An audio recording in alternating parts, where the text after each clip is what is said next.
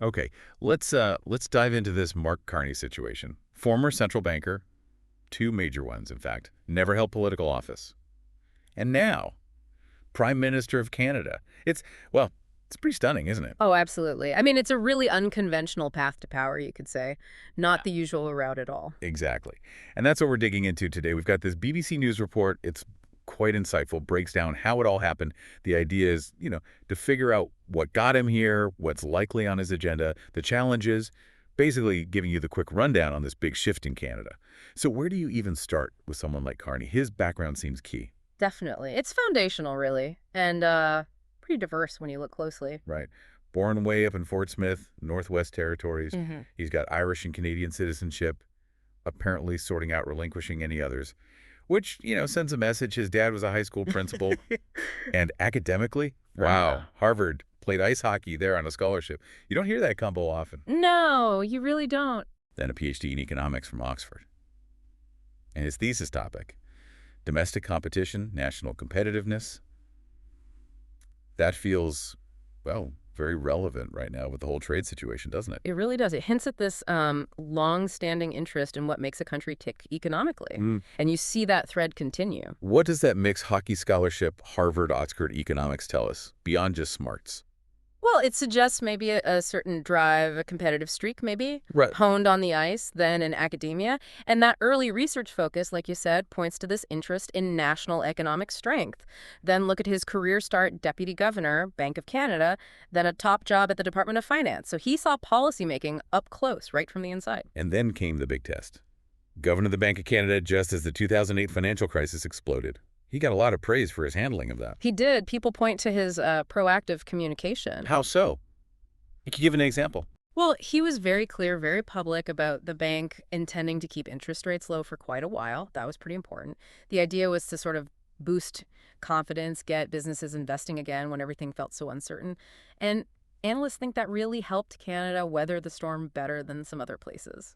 Okay, so that reputation for being steady in a crisis, Mm, clearly a major asset later on. definitely. And then he makes this huge leap. Governor of the Bank of England, first non-Brit ever in that job. Yeah, and over 300 years, that was big news. And he wasn't just a placeholder, right? He seemed to modernize things. More media savvy, Yeah. introduced this forward guidance, Hmm. for anyone maybe not familiar with forward guidance in simple terms, and did it, work in the UK. So forward guidance is basically the central bank telling everyone, the public, the markets, what it plans to do with things like interest rates in the future, trying to manage expectations, provide some certainty. Carney used it after the crisis and also during all the Brexit uncertainty, its actual effectiveness. Well, people debated that, definitely. Hmm. But he wasn't afraid to speak out. Yeah, he commented on things like the Scottish referendum, Brexit, pointing out economic risks. That's not typical central banker territory, is it? Not traditionally, no. It's usually much more reserved. But it almost feels like, in hindsight, it was prepping him for the political spotlight, maybe? Interesting thought. And then another crisis. He was still at the Bank of England when COVID hit initially. So that's another major global shock he navigated from a key position. Right. And his international experience didn't stop there. He chaired the Financial Stability Board. Ah, yes, the FSB. Coordinating global regulations. That put him in the room with some major players, including Donald Trump, presumably. Exactly. He chaired the FSB during a big chunk of Trump's first term. So he saw that whole dynamic play out on the global economic stage. And more recently, he hasn't held back much on criticizing Trump. That Voldemort comparison over annexation comments, pretty blunt. Yeah, quite striking. And he's been saying Canada needs to keep its counter tariffs up until the U.S. shows, quote, respect on trade. That's pretty direct language. It signals a potentially confrontational approach, perhaps trying to rally support at home by standing up to Trump. Could be part of the strategy, yeah. Which brings us then to the politics. Hmm. This sudden jump. Yeah. Never held office, any office, then boom, wins a Liberal leadership race after Trudeau resigned. By a landslide, too, defeating Chrystia Freeland. Right. Apparently he was maybe even considered for finance minister before Trudeau left. But he positioned himself in the leadership race as the guy best equipped to handle Trump on trade. And that message clearly landed. Then a snap election called Liberals Win, and suddenly, Yeah. Prime Minister Carney. It all happened quite fast.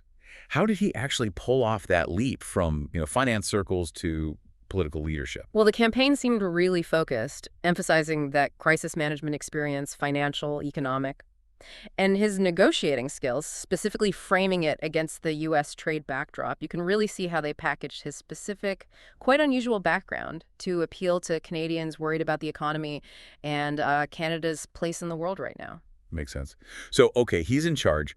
What are his key policies? What are the big challenges now? Trade with the U.S. sounds like he's sticking to that firm line, keeping counter tariffs. Seems so, yeah. That's the message. Environment, though. Yeah.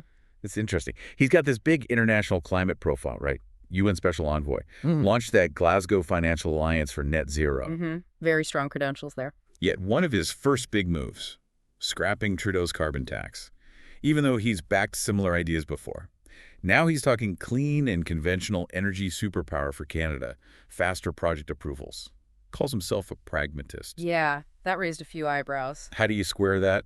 The strong climate record and them axing the carbon tax? Is it a real policy shift or just, politics? That's the million-dollar question, isn't it? And everyone's watching. Calling himself a pragmatist probably signals he's trying to balance the green goals with, well, economic pressures and maybe the political headache carbon taxes became. Talking clean and conventional sounds like trying to appeal broadly acknowledging the energy transition, but also supporting traditional resource sectors. It's a fine line. Yeah, okay. And immigration. He's talking about a cap, citing strains on housing, healthcare, which actually echoes where Trudeau's government was shifting recently anyway. Right. That seems to align with a recent policy convergence, maybe driven by public pressure on those services. And the main economic goal, obviously, is growth, despite the U.S. trade friction. But he's already getting some flack, isn't he? Conservatives asking about Brookfield Asset Management moving its head office, wanting more details on his finances, even with a blind trust. Standard political attacks, really. Probing for potential conflicts, trying to raise doubts. How his team handles those questions will be important for, public trust. And that tough stance on Trump, popular maybe, but risky for the economy long term. Absolutely. It's a gamble. Standing firm might play well domestically, but it could definitely escalate things with the U.S., Canada's biggest partner. That's a very delicate balance he needs to strike. Now, the BBC report mentions this idea. They call it the Trump effect. The analysis suggests Trump's own rhetoric, his actions towards Canada, might have sort of backfired and actually helped Carney. Yeah, it's a fascinating point. The idea is that an external threat or perceived threat can sometimes unite people domestically. And in that environment, a leader seen as strong, experienced on the world stage, able to push back. Well, that profile becomes much more appealing, so Trump's approach might have inadvertently created the perfect opening for someone like Carney. Interesting theory. And his first moves, scrapping the carbon tax, was definitely immediate and significant. And his victory speech talked a lot about unity against those external pressures. Signals the priorities right away. Address domestic economic worries, project strength internationally, especially towards the U.S.